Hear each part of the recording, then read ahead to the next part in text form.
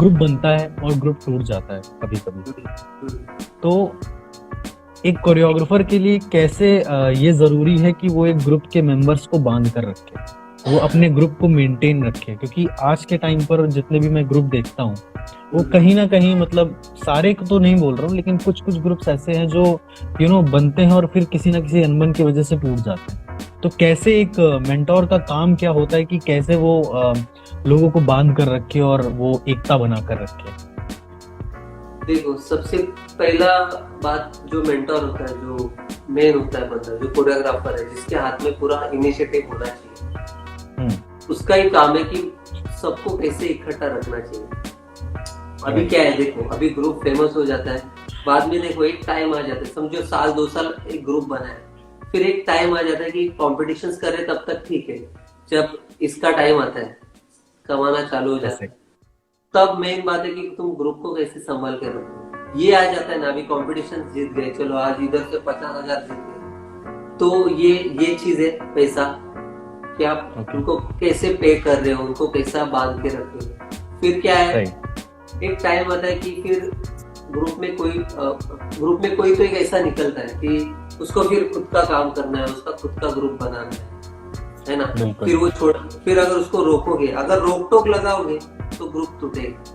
तो मेरे हिसाब से किसी को रोकना नहीं चाहिए, हर किसी को आगे बढ़ना है, तो उसको सपोर्ट करना चाहिए मेरे हिसाब से। अभी आज भी मेरे 12 के 12 बच्चे मेरे साथ। हर किसी का एक फ्रीडम होता है, हर किसी को आगे भी बढ़ना है।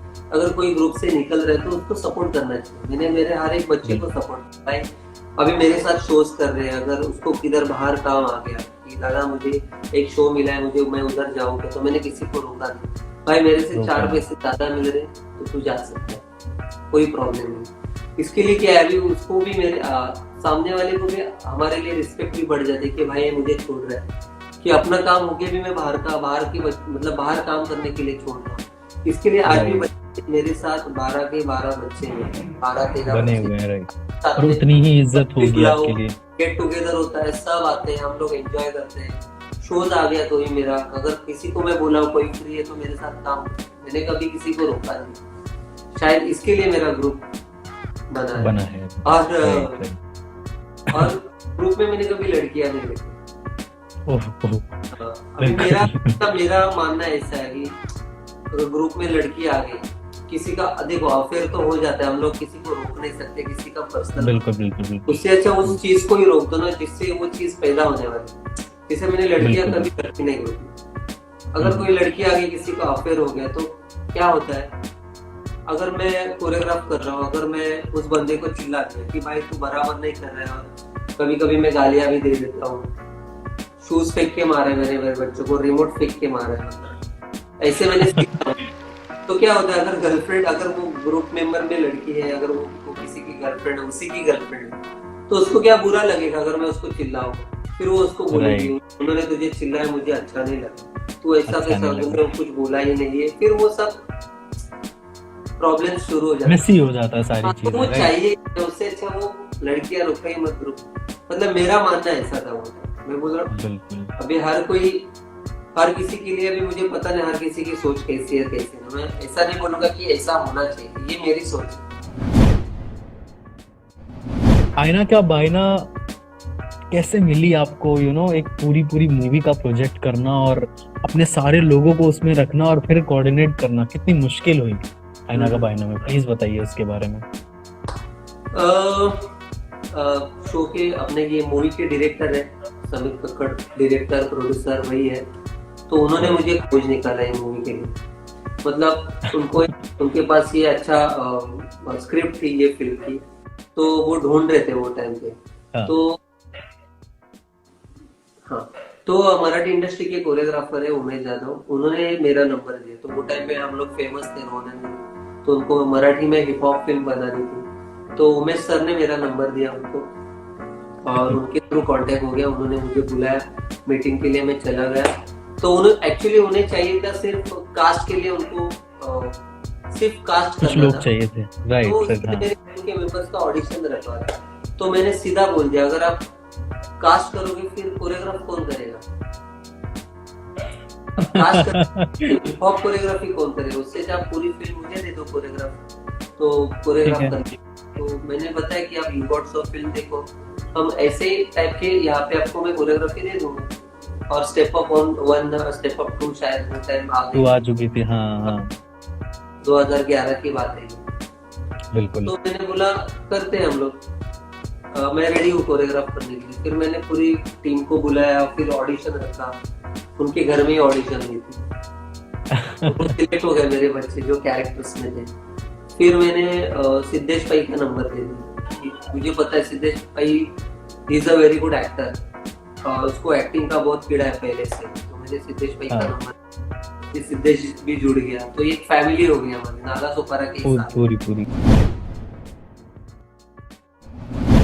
एल्बम सॉन्ग्स मैंने कोरियोग्राफ किए, जैसे ओके लास्ट ईयर मैंने किया था वो 2018 का एक म्यूजिक वीडियो किया था, मैंने कोरियोग्राफ किया था और डायरेक्ट भी किया था। 2019 में वो आया वीडियो, जैन में 2019 में। ओके। शर्लिन चोपड़ा का म्यूजिक वीडियो किया था मैंने, टूनू टूनू।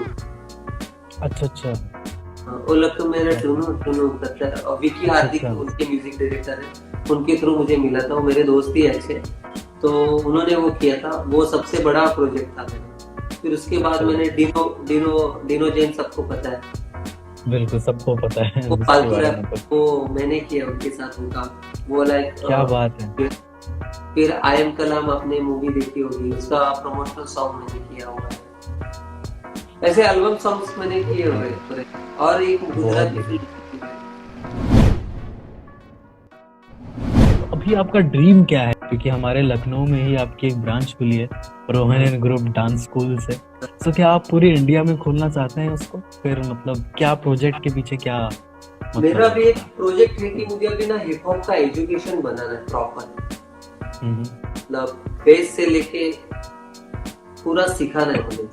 तो अभी उसके ऊपर मेरा काम चल रहा है, तो वो मैं थियरी के साथ सिखाऊंगा, तो वो जड़ से मैं सबको सिखाना चाहता हूँ और ये पूरा फैलाना चाहता हूँ पूरे इंडिया में। क्या बात है, क्या बस बात है। ये मेरा और ड्रीम है। जैसे ही मैंने अभी तो नहीं, मैंने आई गेस कुछ साल पहले ही वो लोगो देखा रोहन एंड ग्रुप, क्या तो मस्त लोगो था, बहुत प्यारा मतलब। और जब मैंने देखा ना कि रोहन एंड ग्रुप और ऐसा करके, तो होता है ना कि चीज कितनी भी पुरानी हो जाए, अगर वो छाप छोड़ गई है ना, तो वो हमेशा याद रहेगी आपको। और आई गेस बहुत सारे लोगों ने वहां पर अपने आप को रजिस्टर भी किया है सीखने के लिए, सो दैट हिप हॉप। और मैं आपसे वही बोलूंगा कि एक रिक्वेस्ट बस ये रहेगी कि जितने भी छोटे शहर है ना, वहां पर भी प्लीज कुछ ऐसा करिए कि उन लोगों को ऑथेंटिक नॉलेज मिल पाए, ओरिजिनल नॉलेज मिल पाए, वो लोग इधर उधर भटके नहीं। बहुत मतलब बहुत बहुत शुक्रिया होगा आपका अगर आप ये चीज करेंगे तो। जरूर आना चाहूंगा, अगर मुझे बुलाना चाहिए तो आप बुलाइए। और तब सोचे कि कांटेक्ट कैसे करें, इंस्टाग्राम है, फेसबुक है, बस डीएम कर दो, आ जाऊंगा मैं। और मुझे एक अजीब सी चीज पता चली, उड़ते उड़ते खबर आ गई है, ये 6 का क्या चक्कर है? 6 आखिर 6 का चक्कर क्या है? Number 6, number 6 right. अब पता चले नंबर 6 पता चला, इसीलिए मैंने आपसे पूछा कि आखिर ये 6 का क्या चक्कर है? 6 का चक्कर अभी क्या, ये मेरा भाग्यांक है एक्चुअली। और जैसे मेरा बर्थ डेट है 6 अक्टूबर, 6 नंबर। रोहन एंड ग्रुप, हर एक वर्ड का नंबर होता है, आर एबीसीडी से ए से लेके पूरा एबीसीडी ए टू जेड तक हर एक वर्ड का नंबर होता है। तो ये रोहन एंड ग्रुप का भी टोटली 6 आता है,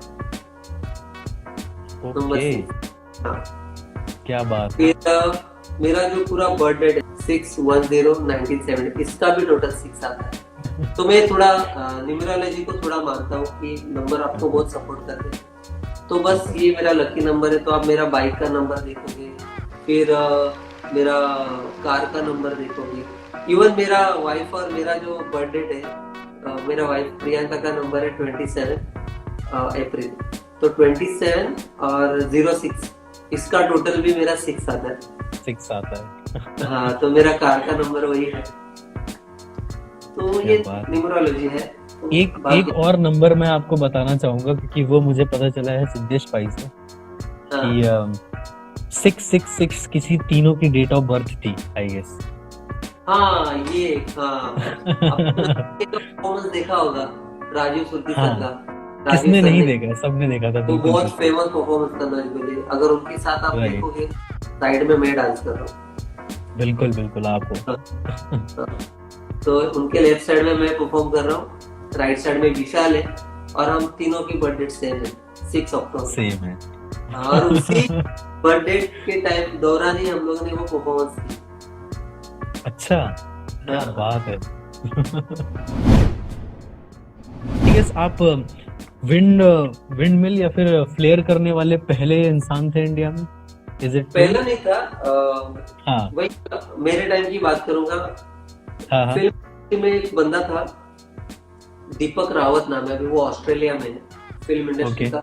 गणेश गणेश हेगड़े के ग्रुप में था वो। ओके। और फिर मस्त डांसर, बहुत स्टाइलिश, और वही एक बंदा था जो फिल्म इंडस्ट्री में विंडमिल करता था, तो उससे बहुत देखता था मैं। आप अगर उसको देखना है आपको तो वो पुराना एल्बम का गाना है, जा रे जाओ हर जाए हाँ देखी, हाँ। उसका एक रिमिक्स आया था एल्बम। तो उसमें वो 3 बंदे हैं, वो हीरो के साथ घूमते हैं, तो उसमें चेक्स पैंट पहना, उन्होंने विंडमिल किया उस गाने में। फिर क्या उसका बात। वो गाना देखना, जिंदा है हम तो तेरे ही लत से, उसके शुरू में एक विंडमिल किया है, तो वही बंदा है देखो। तो मैं क्या विंडमिल बात। देखता था, मुझे बहुत पसंद था विंडमिल। तो मुझे वो सीखना था, सिखाने वाला कोई था ही नहीं। तो हाँ उस बच्चे को मैंने, फिर राजीव सर को जब मैंने ज्वाइन किया, तब मैं वहां पे उसको मिला। जब फर्स्ट टाइम मिला तो ऑब्वियसली हम जिसको फॉलो करते हैं, जिसको देखते, तो अगर वो सामने आ जाए तो मतलब बहुत बड़ी अलग हो बात। मैं जाता। उसको देखता रह गया, फिर मैंने तारीफ की उनकी कि यार आपका विजुअल मुझे बहुत दिखता है और मुझे बहुत सीखने की इच्छा है, तो आप मुझे सिखाइए। तो मुझे बोला आप कैसे करते दिखाओ, तो मैं किया वो, अपने पहले देखा रहेगा आदि पुराने जोड़ी विजुअल जैसे हमारे भी इंडिया किया में, होगा आपने। हाँ हार हाँ बिना चैन का हारे, वो वीडियो आमिर कपूर का डुप्लीकेट ने किया ऐसे करके। हाँ। फिर ऐसे बैठ जाते, तो कंटिन्यूटी नहीं आता था फ्लेयर, ऐसे पैर खोल राइट राइट। जैसा आना चाहिए। वो मैंने पूछा, फिर उन्होंने मेरे को बताया कि नहीं कर, तू आ जाएगा, बराबर कर रहा है, ऐसे ही करते रहे फिर आज। तो उन्होंने मुझे टेक्निक नहीं बताया, तो मुझे गुस्सा आ गया कि भाई मुझे ऐसे कैसे नहीं सिखा। राजीव सर को मैंने बोला, सर हमको बोला ना सिखाने के लिए, बोलते नहीं वो ऐसा ही सिखाएगा नहीं। तो मैंने बोला उनको बोलना 3 महीने में करके दिखाऊंगा। 3 महीने का मैंने चैलेंज, ओह। और हाँ हाँ। मैंने ये 5 या 6 दिन में सीख लिया। क्या बात है, तो उन्होंने देख के कुछ 5 सरप्राइज नहीं हुए वो? हाँ, फिर उनको दिखाया नहीं मैंने ऐसे। हाँ, फिर वो एक शो में गई तो देख लिया रहेगा, फिर उसके बाद मैंने ऐसा कांटेक्ट नहीं किया। फिर विंडमिल आ गया मुझे, तो मैंने प्रैक्टिस किया किया किया, आ गया मुझे।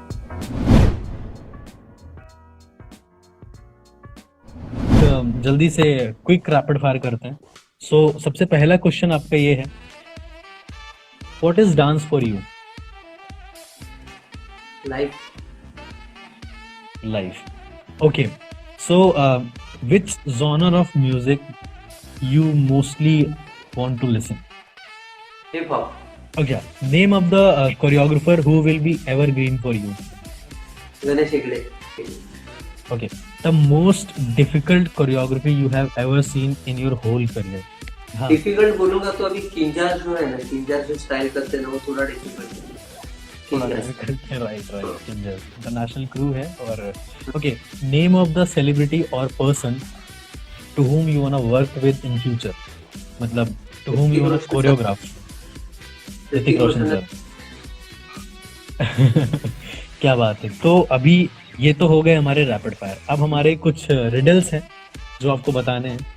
सो पहला रिडल ये है कि I am tall, I am young, okay, I am short, I am tall, I am young, okay, I am short when I am old.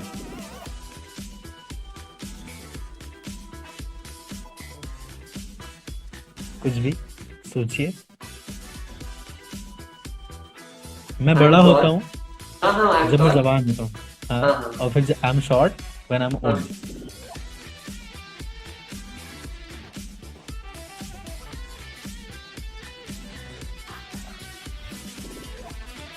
It's a candle. Candle, हाँ। राइट। सो एक और रिडल है हमारे पास, थोड़ी अजीब सी है। तो हु मेक्स इट एक रिडल है, who makes it but no need of it. No need. ऐसा क्या है जो बनाता है लेकिन उसको उसकी जरूरत नहीं होती। Who buys it has no use for it. Who uses it, हाँ, who uses it can neither see nor feel. What is it? Pass. Okay, it's a coffin. Option. या सो ये तो रहे इतना हमारे भी- रैपिड फायर। इतने सारे जवाब देते तो आज प्रोफेसर होता था स्कूल में।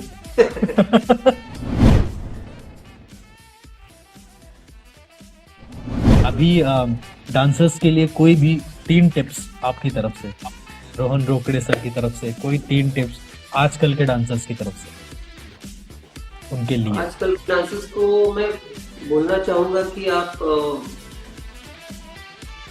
देख के तो आप सीख रहे हो, पर नॉलेज होना चाहिए हर चीज का, और प्रैक्टिस करते रहो, म्यूजिक सुनते रहो। म्यूजिक सुनना चाहिए। अगर आपको अच्छा डांसर बनना है तो आपको म्यूजिक से प्यार होना चाहिए, तो म्यूजिक से प्यार करो, फिर आप डांसर अच्छे बनोगे। और प्रैक्टिस प्रैक्टिस प्रैक्टिस, सिर्फ प्रैक्टिस करते रहना चाहिए। और कुछ और रियलिटी शो के लिए आप जाना चाहते हो, जो डांसर जा सकते हो, लेकिन अभी आपके पास खुद के आईडीज है जहाँ पे फेमस हो सकते हैं। फिर अपना क्रिएटिविटी सब दिखाओ, मेहनत करो, आगे बढ़ो। क्या बात है रोहन सर, बहुत बहुत शुक्रिया हमारे साथ बने रहने के लिए, हमारे साथ आने के लिए। और हम जरूर चाहेंगे कि आपसे आपके साथ एक बार सामने सामने इंटरव्यू हो। तब तक के लिए स्टे हैप्पी।